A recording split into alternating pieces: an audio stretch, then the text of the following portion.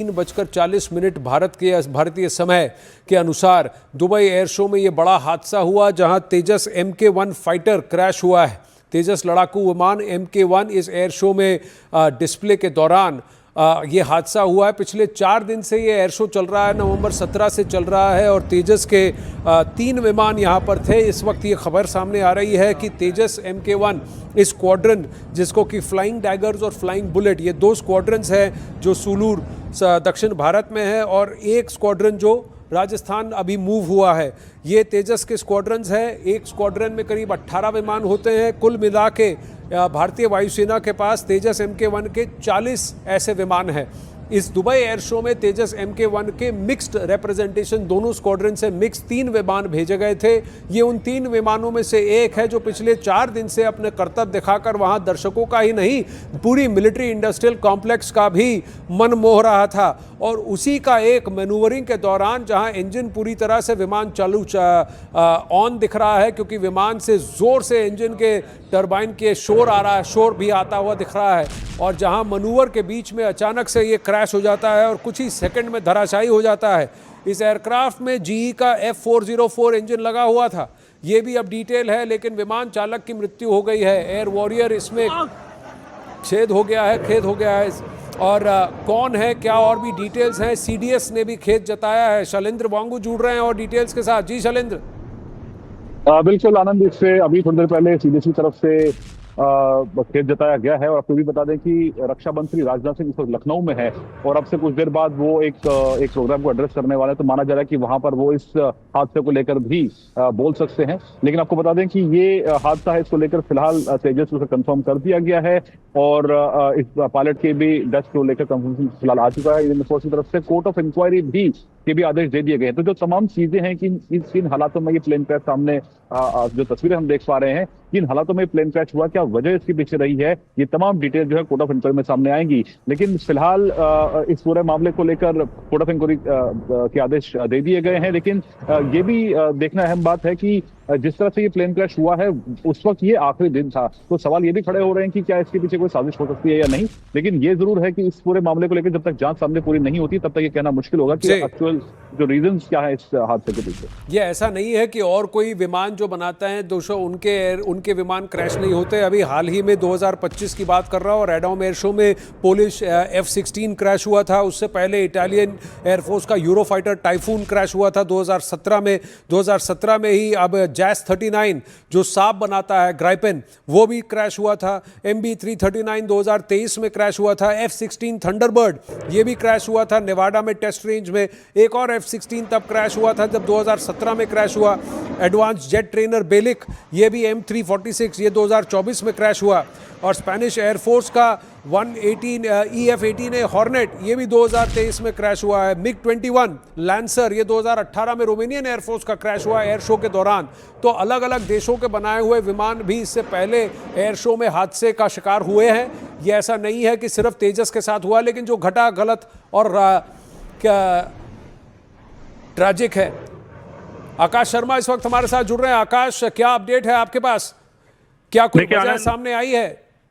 जी देखिए, शुरुआती जांच में अभी कुछ भी साफ तौर पर नहीं कह पा रहे हैं। IAF के अधिकारी, जो इंडियन एयरफोर्स के अधिकारी हैं, वो कुछ भी नहीं कह पा रहे हैं। लेकिन बहुत दुखद है, एक फाइटर पायलट को हमने इस हादसे में खो दिया है। साथ ही जो विमान है वो दुर्घटनाग्रस्त हो गया है। हमने तमाम तरीके की जो तस्वीरें हैं वो वहां से देखी हैं। लेकिन आनंद, बहुत महत्वपूर्ण है, जैसा आपने बताया कि पहली घटना नहीं है किसी भी फाइटर के साथ। आमतौर पर जब आप इतनी बड़ी मशीनरी को चला रहे होते हैं तो क्रैश की संभावनाएं होती हैं। और पिछले 23 साल में ये दूसरा इंसिडेंट है। 2024 में हमने देखा था जहां एक्सरसाइज के दौरान तेजस क्रैश हुआ था, और अब ये दूसरा इंसिडेंट है जहां दुबई एयर शो के दौरान ये हादसा हुआ है। 5वां दिन था। 5 दिन में से 4 दिन इस एयरक्राफ्ट ने परफॉर्म किया है इस एयर शो में। आनंद, 2015 में पहला एयरक्राफ्ट जो है वो इंडियन एयरफोर्स को दिया गया था और पिछले 10 सालों से इंडियन एयरफोर्स बहुत अच्छे तरीके से इनका इस्तेमाल कर रही है। यहां तक कि ऑपरेशन सिंदूर के दौरान में हमने देखा कि किस तरह से तेजस मार्क 1 का इस्तेमाल किया गया था। मौजूदा समय में करीब कुल 2 स्क्वाड्रन है आनंद, फ्लाइंग डैगर और फ्लाइंग बुलेट। पहले दोनों सुलूर में होती थी, अभी एक को राजस्थान में ले आया गया है। और ऑपरेशन सिंदूर के दौरान हमने देखा था कि तमाम तरीके के जो प्लेटफॉर्म्स हैं उनके साथ ये सिंगल इंजन फाइटर एयरक्राफ्ट भी इस्तेमाल किया गया था। और मौजूदा समय में जो अधिकारी हैं वो ये कह रहे हैं कि पायलट को नहीं बचाया जा सका, दुर्घटनाग्रस्त जब विमान हुआ तो कितना समय था पायलट के पास, इजेक्ट क्यों नहीं कर पाए पायलट, इन तमाम सवालों का जो जवाब है वो कोर्ट ऑफ इंक्वायरी के बाद ही मिलेगा। लेकिन बहुत दुखद घटना है।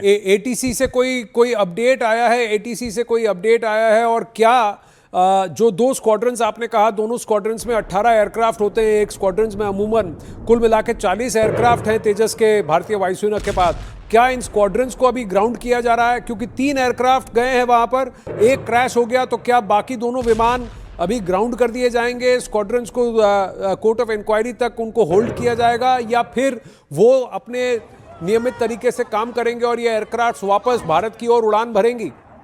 देखिए, जो प्रोटोकॉल है आनंद, वो यही कहते हैं कि जब भी कोई दुर्घटना होती है तो उस फ्लीट के जो तमाम एयरक्राफ्ट होते हैं, या कहें कि उस बैच के जो तमाम एयरक्राफ्ट हैं, उन्हें कम से कम उड़ान भरने की इजाजत नहीं होती। लेकिन जब हम ऐसी इंक्वायरी की बात करते हैं, उसमें भी एक शुरुआती जांच में जो कमेंट्स अधिकारी देते हैं उसके बाद ये निर्णय लिया जाता है। हमने मौजूदा समय में इंडियन एयरफोर्स से ये सवाल पूछा है कि क्या हम अभी फ्लीट को ग्राउंड कर रहे हैं, या कहें कि उस पर्टिकुलर स्क्वाड्रन को ग्राउंड कर रहे हैं। इसका जवाब एयरफोर्स से मिलेगा। लेकिन जैसा आपने बताया, कुल 40 एयरक्राफ्ट हैं, और ये एयरक्राफ्ट एक एयरक्राफ्ट था उन 3 एयरक्राफ्ट में जो वहां भेजे गए हैं।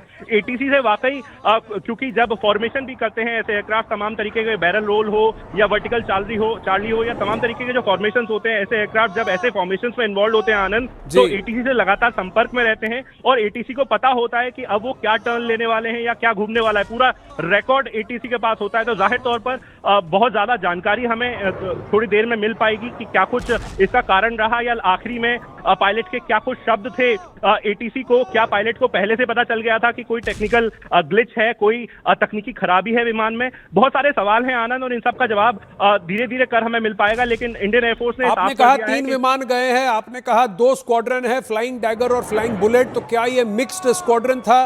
क्या हमें पता है कि ये विमान कौन से स्क्वाड्रन का था? आकाश, अंतिम प्रश्न आपसे पूछ रहा हूं।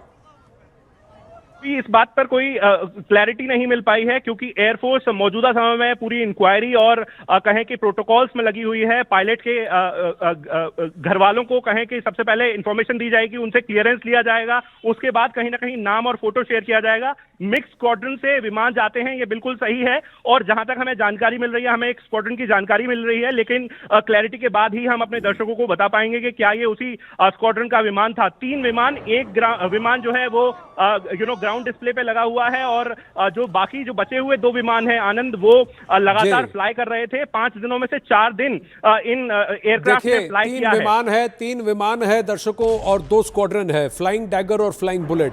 तो यानी कि एक विमान, यानी इन तीनों में से 2 विमान किसी एक स्क्वाड्रन के थे और एक विमान किसी एक स्क्वाड्रन का था। तो अब ये कौन सा विमान है, कौन से स्क्वाड्रन से गिरा है? क्योंकि जैसा आकाश आपको बता रहे थे कि ये प्रोसीजर होता है कि अगर किसी स्क्वाड्रन का एक भी विमान क्रैश होता है इस तरह से, तो उस स्क्वाड्रन के बाकी विमानों को टेम्पररी होल्ड किया जाता है, यानी कि बाकी के 17 एयरक्राफ्ट या 18 एयरक्राफ्ट जैसे भी वो स्क्वाड्रन है, उसको रोक लिया जाएगा, और फिर उनको जब तक कोर्ट ऑफ इंक्वायरी और पूरी तरह से चेक्स खत्म नहीं हो जाते, तब तक उनको वापस उड़ने की इजाज़त नहीं दी जाती, अनलेस कोई बहुत ज़्यादा इमरजेंसी सिचुएशन जैसे कि युद्ध हो, तब ऐसा कुछ होता है। तो फिलहाल के लिए ये जानना आवश्यक है कि फ्लाइंग डैगर और फ्लाइंग बुलेट में से ये विमान कौन से स्क्वाड्रन का था, क्योंकि कुल वहां पर एयर शो में 3 एयरक्राफ्ट गए थे तेजस एमके, और मिक्स्ड स्क्वाड्रन यानी कि फ्लाइंग बुलेट और फ्लाइंग ड्रैगर से दोनों से गए थे। लेकिन आप जानते हैं 2 स्क्वाड्रन है, 3 विमान है, यानी कि किसी एक स्क्वाड्रन से 2 विमान थे, किसी एक स्क्वाड्रन से 1 विमान था, और ये विमान कौन से स्क्वाड्रन का था इसकी जांच और या इसकी पुष्टि अब तक नहीं हो पाई है। वैसे जो विमान आज हादसे का शिकार हुआ, उसी विमान की 2 दिन पुरानी एक्सक्लूसिव रिपोर्ट आइए आपको दिखाते हैं। भारत की शान LCA तेजस स्वदेशी लड़ाकू विमान दुबई एयर शो का हिस्सा है और रोजाना हवा में अपने करतब दिखा रहा है। मेरे पीछे आप तस्वीरें देख रहे हैं कि किस तरह से LCA तेजस इस समय दुबई एयर शो में मौजूद है, और रोजाना यहाँ पर लाखों की संख्या में जो लोग आ रहे हैं उनको कहीं ना कहीं प्रभावित कर रहा है। लगातार ये 3रा साल है जबकि भारतीय वायुसेना ने LCA तेजस को दुबई एयर शो में भेजा है, और LCA तेजस के अलावा हम जानते हैं किस तरह से सूर्य किरण एरोबेटिक टीम भी लगातार डिस्प्ले का हिस्सा है। वर्टिकल चार्ली हो या बैरल रोल हो या तमाम तरीके के अन्य फॉर्मेशंस हो, लगातार यहाँ पर देखने को मिल रहे हैं, और कहीं ना कहीं लोगों को ये काफी पसंद आ रहे हैं। भारतीय वायुसेना के जो वाइस चीफ हैं, उन्होंने न्यूज 18 से बातचीत में बताया था कि किस तरह से 3 एयरक्राफ्ट LCA तेजस जो हैं वो इस बार इस प्रदर्शन का हिस्सा हैं। साथ ही सूर्य किरण एरोबेटिक टीम जो है, जो भारतीय वायुसेना का कहें कि सिग्नेचर टीम है, वो भी इस बार इस पूरे प्रदर्शनी में हिस्सा ले रही है। लेकिन LCA तेजस कहीं ना कहीं लोगों की एक्साइटमेंट का कारण है। वो इसलिए भी क्योंकि ये एक ऐसा विमान है जो ऑपरेशन सिंदूर का हिस्सा था। तमाम तरीके के जो एयरक्राफ्ट ऑपरेशन सिंदूर में कार्रवाई के दौरान स्क्रैम्बल किए गए थे, उनमें LCA तेजस भी एक विमान था। और यही कारण है कि तमाम तरीके के जो लोग हैं, दुनिया भर के अलग अलग जगहों से जो लोग आए हुए हैं, वो कहीं ना कहीं इसके साथ सेल्फी ले रहे हैं। और मौजूदा समय में अगर पाकिस्तान की बात करें तो हम जानते हैं कि इस तरह से सोशल मीडिया पर एक नैरेटिव गेम पाकिस्तान की ओर से चलाया जा रहा है इस एयरक्राफ्ट को लेकर। लेकिन रोजाना ये एयरक्राफ्ट न सिर्फ स्टैटिक डिस्प्ले का हिस्सा है, बल्कि हवा में भी तमाम तरीके के करतब दिखा रहा है। चलिए 2 तस्वीरें आपको दिखाते हैं। ऐसा नहीं है कि तेजस MK1 फाइटर पहले क्रैश नहीं हुआ। ये जो तस्वीर आप देख रहे हैं मेरे बाईं ओर, आपके दाईं ओर जब आप देख रहे हैं, 12 मार्च 2024 को जैसलमेर में ये तेजस क्रैश हुआ था। ये क्रैश तब हुआ था जब इसमें ऑयल फ्यूल पंप जाम होने की वजह से इंजन में सीजर हुआ था और इसमें पायलट ने इजेक्ट कर लिया था और ये सीधा जाकर धराशायी हुआ था। ये पोखरन इलाके में, ये जैसलमेर के पास ये क्रैश हुआ था तेजस, जब अपनी रूटीन सॉर्टी कर रहा था। और ये जो तस्वीर है, ये आज की तस्वीर है, थोड़ी देर पहले की, करीब 3:40 भारतीय समय अनुसार, जब एक मनूवर करते हुए ये एयरक्राफ्ट क्रैश हो गया दुबई एयर शो में अल मखतूम एयरपोर्ट पर। दर्शक दीर्घा से काफ़ी दूर, लेकिन सब ने इसको प्रत्यक्ष क्रैश होते हुए देखा।